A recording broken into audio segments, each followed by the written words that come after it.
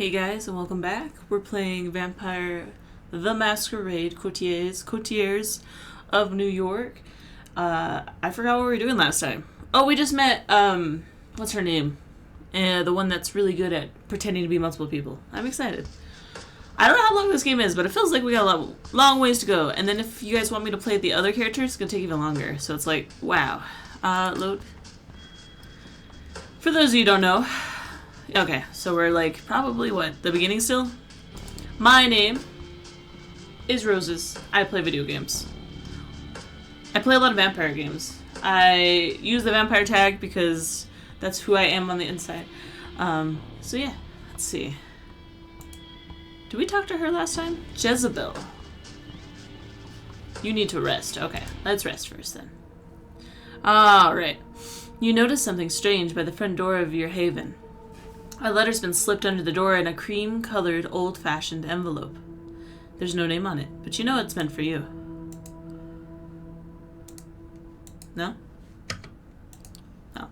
Opening the letter, it's clear it's been sent by someone incredibly old-fashioned, rich, or a fan of classic stationery. No normal person sends letters like this. The note is short and terse, written in elegant, delicate handwriting. You're cordially invited to the rendezvous at the Cathedral of St. John the Divine. What's that accent? I don't know. I'll be waiting to make your acquaintance tomorrow night, looking for me closer to God.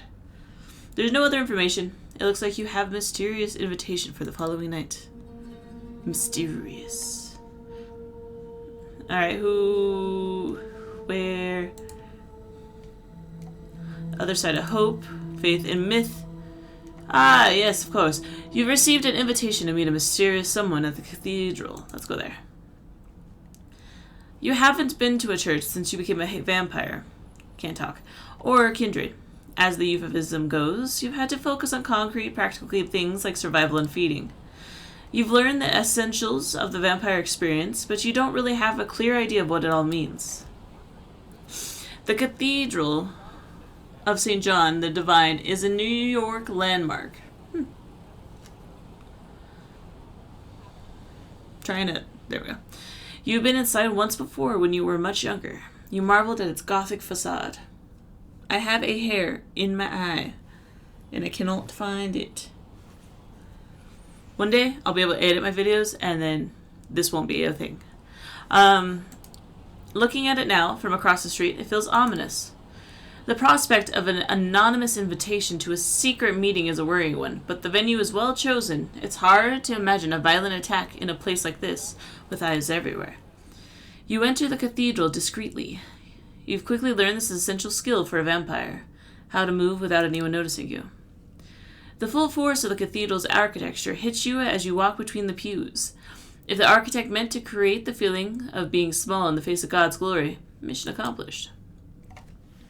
Based on the note, you assume that whoever you're meeting is somewhere in the front. As you step closer to the high altar, it feels as if something is dragging at your feet, as if the stone beneath you resisted your movements. I can't read. Does God still listen to you? It's been a long time since you prayed. You wonder whether God listens to creatures like you. Fantastically, you take a step, then another. You're not sure if your God is present in this cathedral, but perhaps it doesn't matter. What you feel is real enough. There's an old man sitting in the front. You see only the back of his head, bowed down in silent prayer. Your footsteps echo on the floor, and he turns to look at you.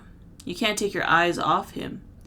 He's tall, dignified, white hair balding, a few strands escaping to the sides. He's wearing glasses and simple clerical clothing. His eyes are warm and pale, too kind for someone like you. Something is wrong. You feel heavy, as if a giant hand was pressing you down. Skin on your face is burning. Perhaps, unconsciously, you expected something like this, as a vampire walking to a cathedral. Only it's not the building or God making you feel like you're burning alive. It's the man. The priest. Welcome, my child. The priest's tone is kind. Jesus Christ, alright, music. But the rising panic inside is telling you that kindness is not for the likes of you. I'm gonna run. The man is looking straight into your soul. You turn to run the way you came, stumbling out of the cathedral. You emerge outside confused and scared. What was that? At least you escaped unharmed. You stand on the sidewalk confused and scared. No enemies seem to be attacking you. The priest didn't follow you. The night air is wet with the smells of the city, the same as every night. How did it feel? It was pretty good. You look at the man speaking to you. He's well dressed, as if a little archaic. Dark-haired, handsome, like a character from an old movie. He smiles as if he knows something you don't. You glance around. There are a lot of people on the street. You don't appear to be in immediate danger. Did you do this to me? No, absolutely not. Let me introduce myself. My name is Binot Sengal. It's gone. Whatever accent I had, gone. We share many things in common, even if you don't know me. Binot offers his hand to you. Shake hands. Binot's handshake is firm and dry. He looks at you intensely, as if trying to find something in your eyes. Would you mind sitting with me for a moment? Binot points to a park bench nearby, in darkness because of a broken streetlight. Wary, you decide to follow him. Only an enemy totally unconcerned with the masquerade would attack you here. Binot sits down, and you follow suit. For a moment, you both contemplate the cathedral in silence. I know how it feels, what you just felt. I've experienced myself many times. For a moment, you consider how to respond. It's clear Benoit sent the invitation to come here and orchestrated this little setup. Did you try to get me killed? No, it's possible you could die, but it requires an immense... Jesus Christ! Turn the music on. Sorry, it's like screaming in my ears, and I only have it on like level 10. But it says it's quiet for you guys, so it should be fun. No, it's possible you could die, but it requires an immense force of will to remain in their presence. I knew you didn't have it in you. I wanted you to meet Father Anthony, or see him, experience him. Did you wonder why I felt like that? No, I didn't wonder. I have no thoughts. Brain empty. It was the priest? At first I thought it was because I was in a church, but then I realized it came from him, the priest. I think you're right. It does come from him. It's his faith that makes you feel like that. He's safe in his belief while you are the one of the damned. Do you ever wonder what the role of a vampire in God's creation? You stop to think. Of course you've wondered what that's all about. Whether it's about God or nature, you don't really know what being a vampire means. That's the trouble with masquerade. A human face with a human problem can go online and find something that helps. You can't. The masquerade means that everything there is to know about your condition is secret, hidden away. You're left relying on the unreliable opinions of people like Benoit.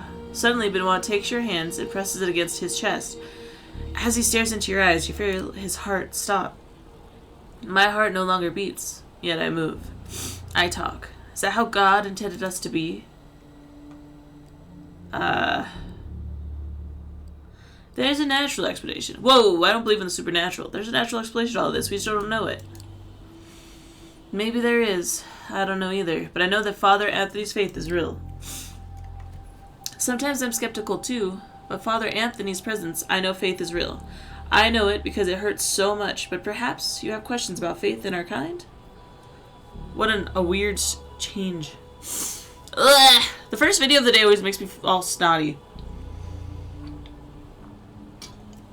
By the way, do you have any ideas what I should be wearing? I feel like this is not the shirt to be wearing to a vampire game, but, you know, whatever that was. I know it because it hurts so much, but perhaps you have questions about faith in our kind. How do you know any of these stories are true? I don't. How could I know? This is what faith is. You have to believe something. Good and evil, right and wrong, love and hate. I believe we are damned. I also believe that there is always hope, grace. Father Anthony's faith shows me the way. It's so easy for us to lose ourselves in a morass of occult speculation. Some of our kind revere Cain, others Lilith. Oh, I know them. I know them, like I know them personally.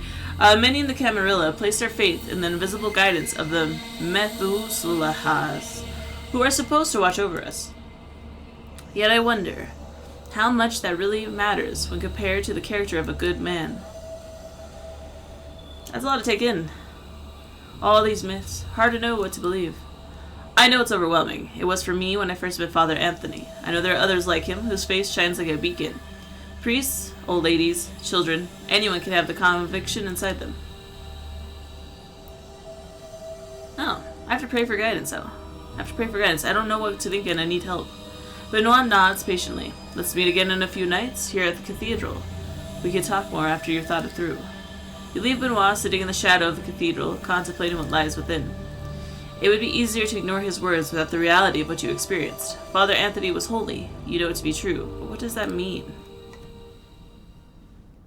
Alright, we have one more. Blood sorcerers. Gumshoe.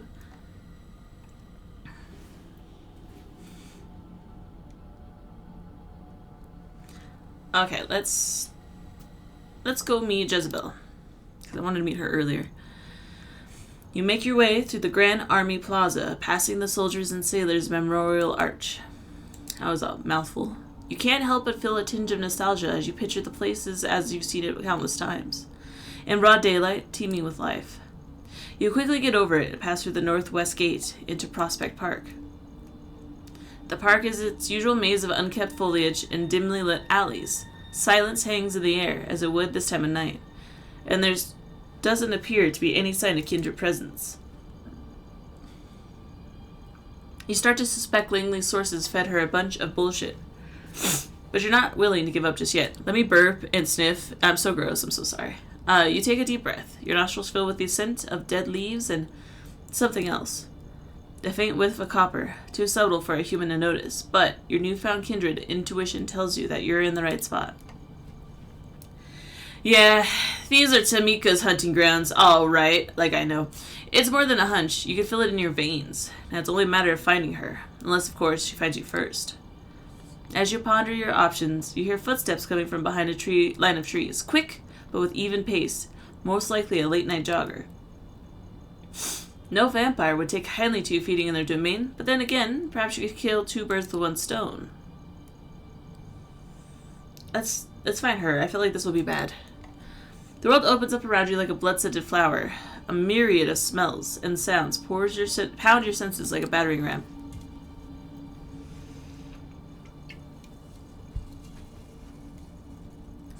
You focus, trying to drown out the noise and isolate any trace of your quarry. And there it is, a rustling of leaves, no farther than 100 yards to the south. Too big for an animal, too quiet and meticulous for a human. You follow the sound, careful not to make a spectacle of yourself. Even at this heightened state, tracking one of the outcasts seemed like a tricky matter. From what you could tell about them, the hunter is never more than a few steps from becoming the hunted. All of a sudden, the rustling stops. The world goes eerily silent. By the time you realize something is wrong, it's already too late. Hunter, hunted. In a split second, the air by the side of your head swirls like a vortex. Driven by sheer instinct, you lean back just as 5 finger-shaped razors cut through the darkness, missing your face by an inch.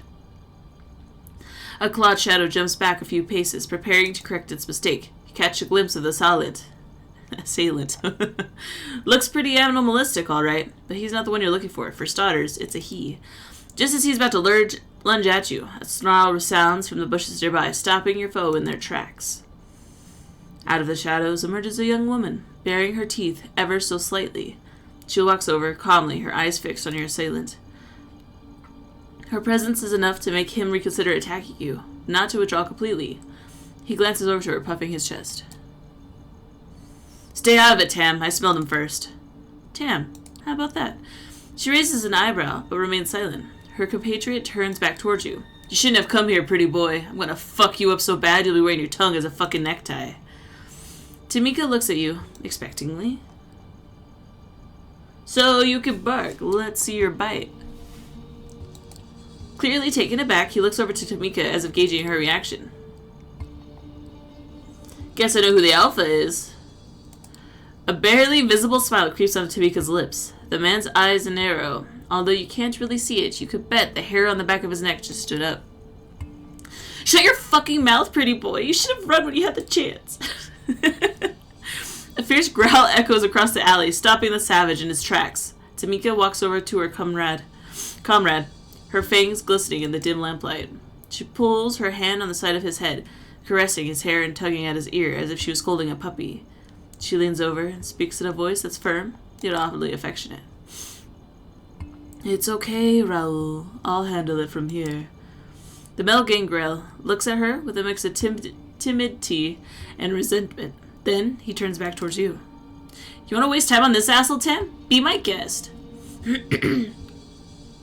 Having said his piece, Raoul retreats into the shadows. Although if you were to guess, he's likely to stay within earshot. With her companion gone, Tamika turns to you once more. What do you want? I can use your help.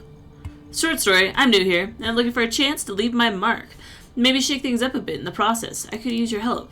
Why me? Why not? An inkling of a smile creeps across her face. Let's just get one thing straight. If you're looking for a hired gun, I'm not the type. This is different. I don't think I have the kind of money that could persuade you. All I have to offer is my help, and someday, maybe, my friendship. Do I strike you as someone who needs a friend? Yeah, you do, actually. For the first time tonight, she seems caught off guard. You decide to press the advantage. Look, I know what happened to your sire and how your people got shafted, but I'm not here to screw anyone over. I just want to make my own way. So what do you say? For a brief moment, she stands there motionless, looking straight up into your eyes as if trying to size you up. Finally, she looks away. It looks like she's come to a decision. Just so we're clear, I don't trust you. I have no reason to. Frankly, you sound more lost than I am. Still, there's something about you. Most kindred who are this pretty tend to hide rot underneath, but I don't smell it on you. So I'll give you a chance to prove yourself.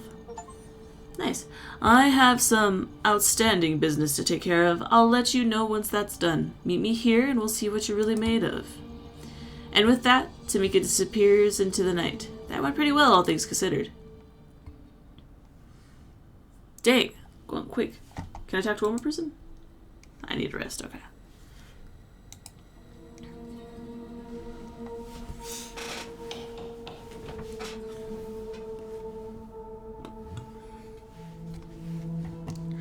Not long after you wake up tonight, Greggy knocks on the front of your door. Greggy. Hey, I came to pick you up. Miss Langley wants to see you. Well, my freedom was good while it lasted. Initiative, good while it lasted, I guess. He smiles apologetically. Don't shoot the messenger. The car's waiting, shall we? You wrestle with the same thoughts as a few nights ago. Maybe you should just leave. Disappear? Let's see if we find somebody else to employ. But then you remember that anarch thug being cut down by Quadir and how close you were to the same fate, not even a week ago. And that it might still happen if you step out of line. You follow suit. As with the previous visit here, Sophie seems not entirely present when you enter. Her eyes are locked onto one of the paintings in the room. You're pretty sure it was here earlier, but she's behaving as if she's seeing you for the first time in her life, entirely entranced. Gregory clears his throat. Sophie turns to the both of you, a bit of irritation in her countenance that soon gives way to a pleasant, warm smile. You're here. Excellent. Thank you, Gregory. I forgot her voice. I'm sorry. Her driver leaves, and she turns her attention to you.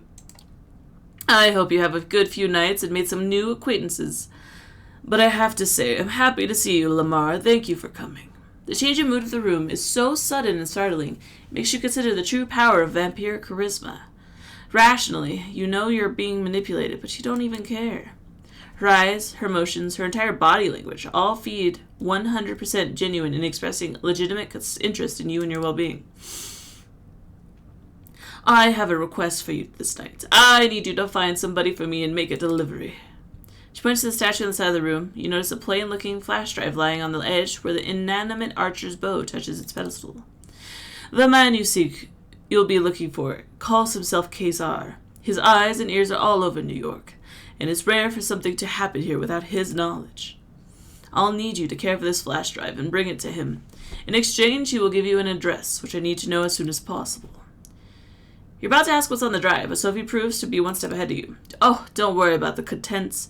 They are encrypted, a precaution for the data falls into the wrong hands, but it won't, correct? She gives you a smile that just a handful of nights ago would make you feel like melting.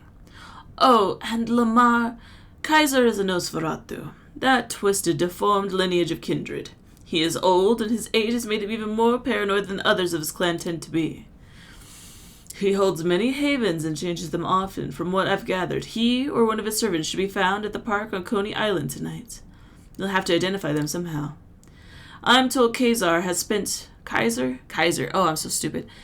I'm told Kaiser has spent many of his nights these past few years being driven around the city in a black limo. Maybe keep an eye out for it. That smile again, but much shorter. Anything more on him?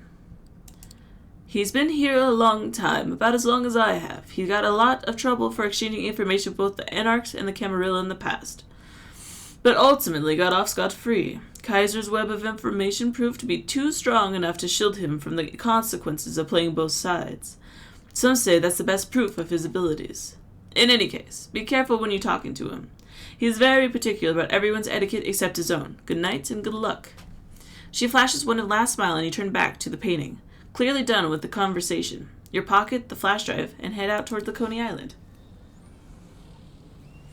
Takes you a better part of an hour to reach the lights and sound of Coney Island amusement park in the city. Did you hear how wet that was? I'm so sorry. The drive is almost pleasant this time of night. Thank God for Belt Parkway. There are plenty of people here tonight, but nobody who stands out as traveling pursuer of secrets. Then again, if they did stand out, it would be kind of pointless, right? Nothing to do but figure out the right approach. I'll search for signs. There are plenty of nooks and crannies to investigate around here. But if Kaiser, goddamn, frequents this area, there has to be some kind of clue to grab onto, right? It's been a good hour stooping around. Eyes peeled for black limos Sophie mentioned, or any sign that a Nosferatu, or any vampire, has their haven around these parts. Sorry, I bit my cheek and it's bugging me. Zilch.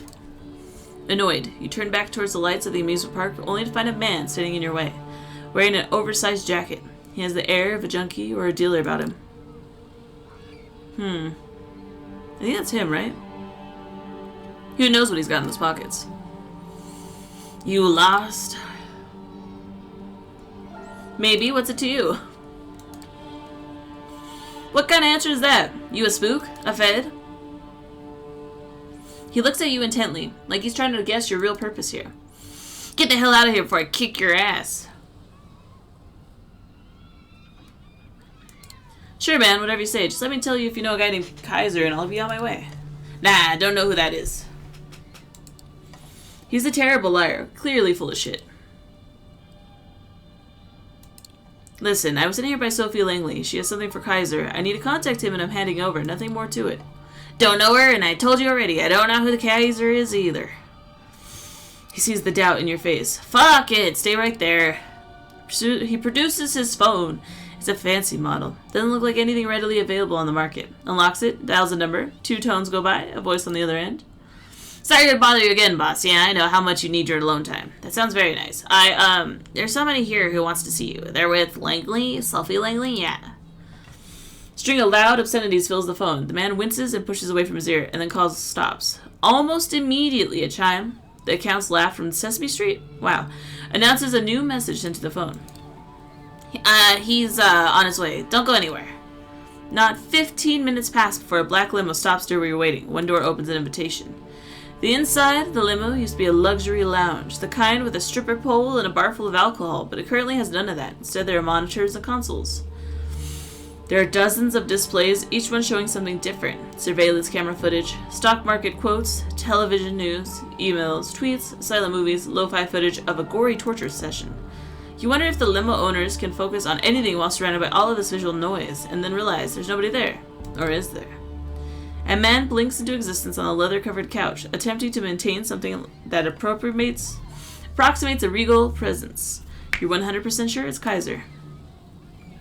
Surrounded by dimly lit computer screens, his features are even more ghastly than you imagined, all sharp angles of twisted bone, mangled flesh, and crooked teeth. He bears them in an awful parody of a smile. Ooh. The door closes behind you. So, the waste of good blood outside tells me Sophie Langley sent you, huh?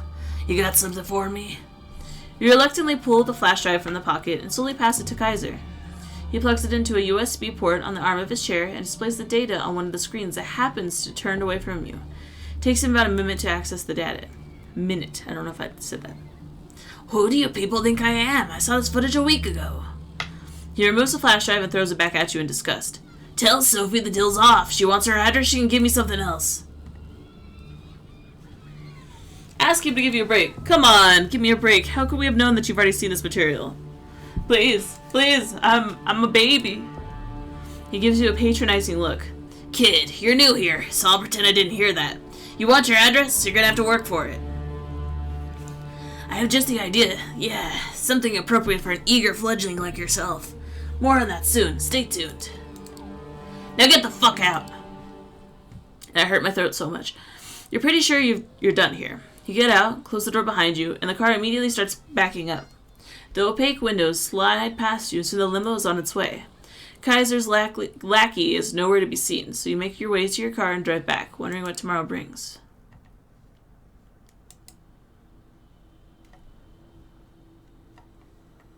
Yeah. Once again, you cross the gate of the Prospect Park and head straight for where you last saw the Feral duo. Minutes pass. Finding no sign of Tamika, you begin to worry that something might have happened to her. Suddenly, you hear rustling coming from the nearby bushes. And it's not the stray cat kind of rustling either. Whoever's hiding in those bushes better be ready to get their ass whooped. The rustling stops, if only for a second. Suddenly, the bushes part and Raul walks out, desperately trying to look confident. Who said I was hiding? Listen, I want to have a word before Tam gets here. She seems to like you for whatever strange reason, but the way I see it, you're a nuisance at best. At worst, you're a threat. Just give me some time. You'll warm up to me yet. The whole suave asshole routine might work on your dipshit Cammy friends, but I'm not impressed. Tamika is my sister, in every sense of the word that counts. Anything that happens to her that I find even remotely your fault, I'm coming after you. Is that clear? Crystal, now fuck off. Yeah, just want to make sure we understand each other. What I'm saying is, if anything happens to Tamika, I feel like this is foreshadowing. I'm holding you accountable. All of a sudden, the sound of footsteps reaches your ears. It's just faint enough to be ostentatious, but still loud enough to hear. You can tell that whoever is approaching wants to make their presence known. Both you and Raul turn just in time to see Tamika emerge from behind an old sycamore tree. It's hard to tell just how long she's been listening on your conversation. In any case, she walks up and speaks, addressing no one in particular. Did I miss anything? Your brother's worried about you. He seems to think I'm a bad influence. Ah. In an instant, her voice goes from mockingly sweet to stern and unyielding. Her next words sound like a challenge. Is that true, Raul? You think I can't take care of myself? God damn it, Tam. It's not what this is about, and you know it. I know, big brother. You meant well. You always mean well. Ah, screw it. Why do I even bother? And with that, Raul takes his leave. Tamika waits in silence just long enough to make sure he can no longer hear her and addresses you. I have a favor to ask. For you, anything. She's so pretty. I didn't say that originally, but I'm just like, whoa. They don't really, like, they tend to make vampire characters in Vampire Masquerade pretty, but, like, she is, like, a whole other level. Like, her eyes and everything. Oh, my God. Okay. She raises an eyebrow. Anything, huh? Careful. I might keep you to that. Oh, my God, they glow. See this? Look at that. They're changing. Look at that. Boom. Or is she just glowing? She might just be glowing. It might just be stupid. I mean it. The look of genuine surprise washes over her face. Like, in this game, though, I've yet to find a pretty girl, like, female character, and she's the only one, so. She blinks as if trying to revert her default resting bitch face setting. I have an errand to run. I was hoping you'd come with me. There's a place east of here. It's a short walk. We could be back in about 2, maybe 3 hours. Wait, we're walking? As in, on foot? In New York City?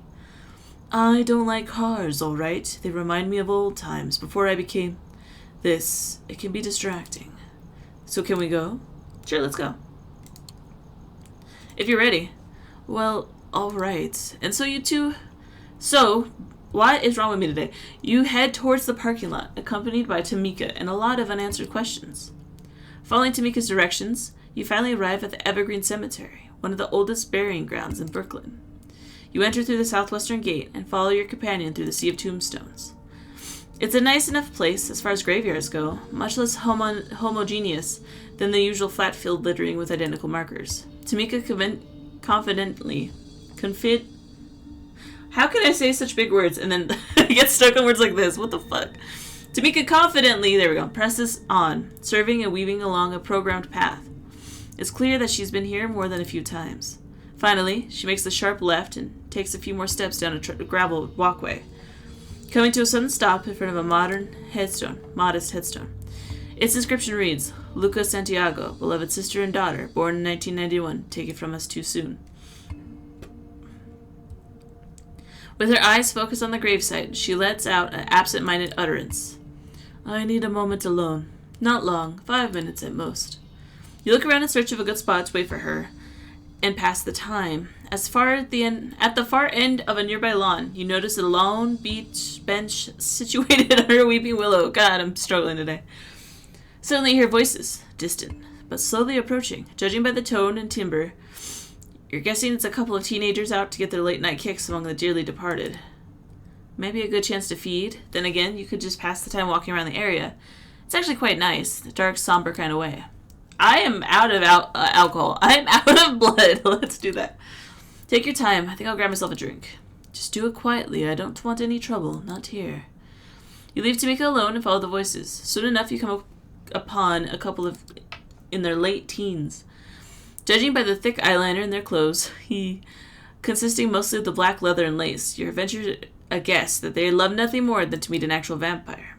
You're happy to oblige. As you emerge from the shadows, you could feel your all intensify. What does that mean?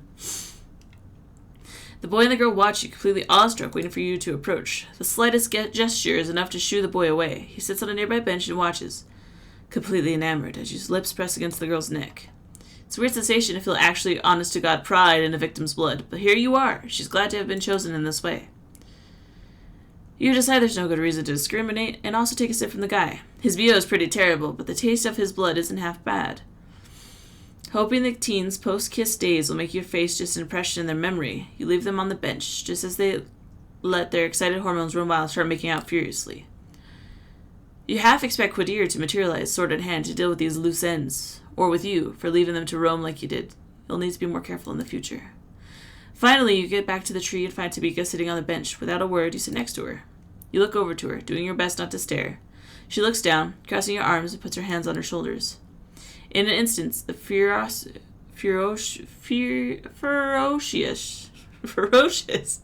savage disappears, replaced by a vulnerable young woman.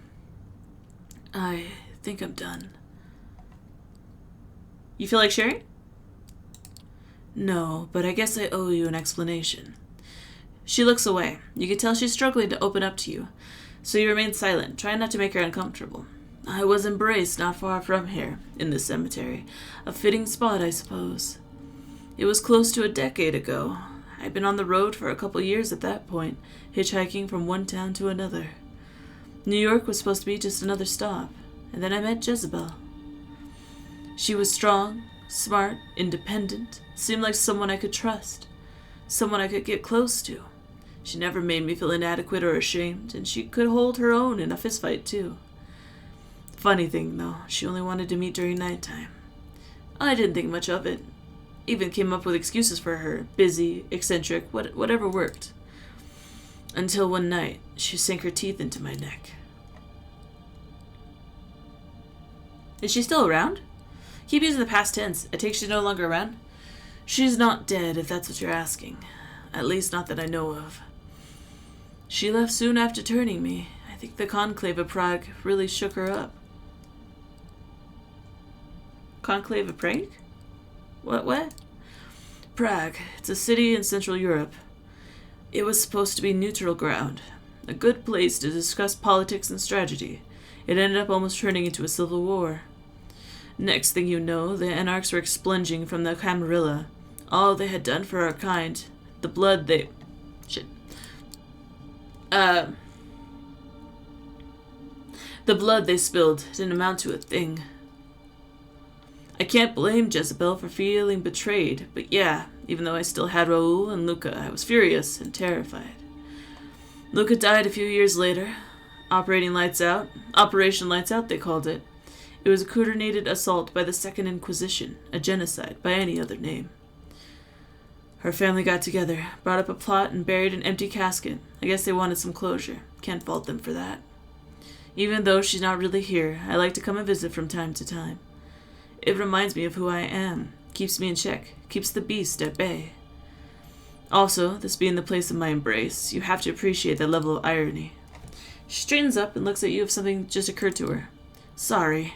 I don't know what came over me. One minute I'm all grunts and stares, the next I'm giving you my biography. I guess I'm just tired of being scared, alone. You don't have to be alone. I used to think so, but those were simpler times. At this point, I'm just looking for something to believe in, someone I could give a damn about. You have Raoul. We'll always have Raoul. She smiles sadly. Will I? Don't get me wrong. Raoul is my brother. The bond between us is not easily broken, but he's got ideas and ambitions of his own. He won't always be there to watch my back. I can't expect that of him. You open your mouth, but before you can make a sound, Tamika motions at you to keep quiet. She lifts her head and sniffs the air. Her ears perk up and eyes widen. Suddenly she pushes you with all her strength, hitting you flying off the bench. Before you even hit the ground, an immense shape flies into view and smashes down on the bench, splintering into pieces. With the blood surging through your veins, you pounce onto your feet. You look at the mass of fur and muscles that just nearly pulverized you. The creature rears its head, giving you a deranged stare, and then turns to Tamika.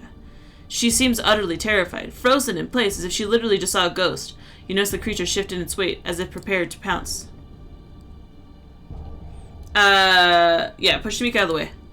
With your reflexes greatly enhanced, you're able to get over to Tamika and push her out of the monster's way. You both land safely on the grass, while the beast flies through the air and smashes face first into a marble headstone. The creature then turns towards you. For a second or two, it moves its mouth awkwardly as if trying to remember how to form words. Stay out my ground. The creature runs off towards a nearby clearing, when all of a sudden a gunshot sends it tumbling onto the ground. A group of well-armed men in body armor emerge from the shadows in an orderly formation and move in close around the creature. I don't know what to do! 1 second.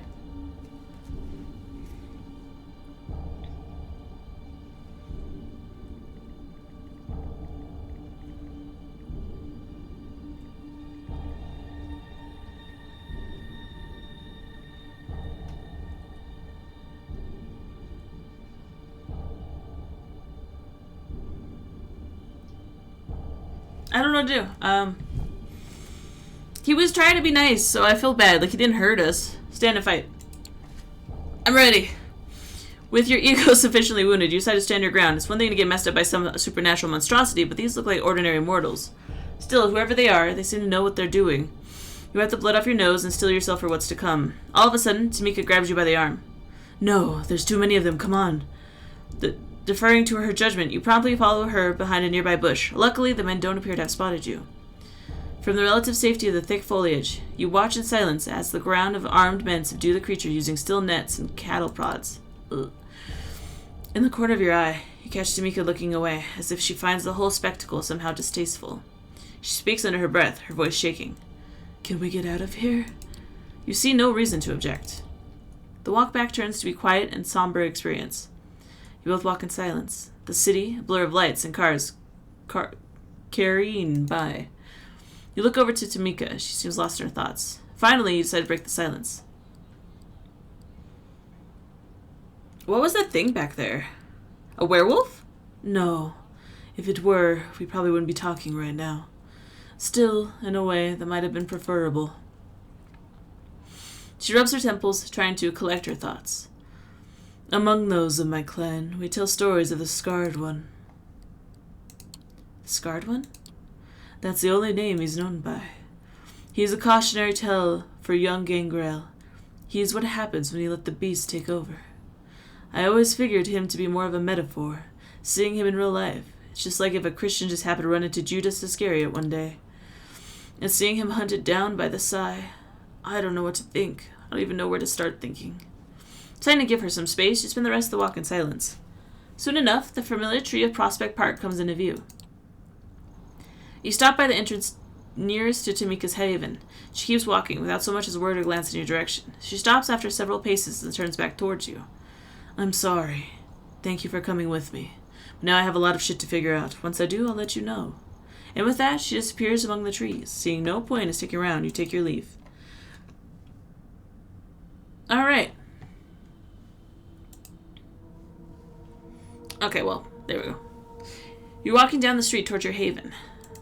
In some other town, the sidewalks would be deserted at this time of night. In New York City, there are plenty of passerbys going about their business. It's easy to be paranoid when you're a vampire surrounded by a crowd of humans. The kindred have many enemies, and all those enemies have one trait in common. They're invisible, indistinguishable from normal humanity. Other vampires, hunters, all look like people. Is that old man just a tired restaurant worker, or a kindred thrall tailing your movements?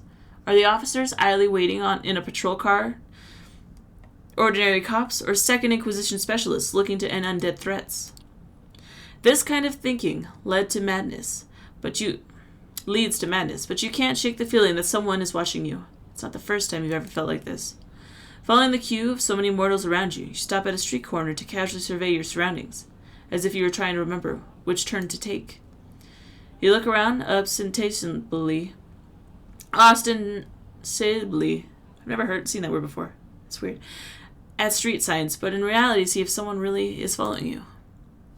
Down the street where you came from, a crowd of young drunk men argue loudly about baseball. There's an indistinct figure standing between them, almost impossible to notice. A woman, probably. The men unconsciously move around her as they start to walk away, still mouthing off at each other. Whatever this is, it's probably something you have to take care of. Best case, someone is tailing you. Worst case, you'll be attacked and killed. Unfortunately, being undead has its limitations. The sun is coming up soon, and you'll burn to a crisp if you stay on the streets. You reach your haven and settle in for the day, disconcerted by the idea that someone might know where you sleep. Alright, there we go. Now we'll end it. Ignore that. Thank you guys so much for watching. I will see you in the next video, which will be tomorrow. We'll be playing Vampire the Masquerade every day. Let's say every Wednesday. So if you want to see more, we'll beat this game. And I have all of them up to the newest one that just came out. It's something about New York. Figure out what it's called. Well, that's the only one I don't have. So we'll get there. We'll get through all of them, I hope. And then I would like to read the Vampire the Masquerade books. I don't know how to do that without getting in trouble.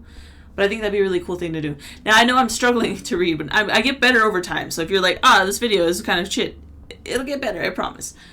But yeah, I'll see you guys in the next video. Thank you so much for watching. See you tomorrow. I love you so much. Goodbye.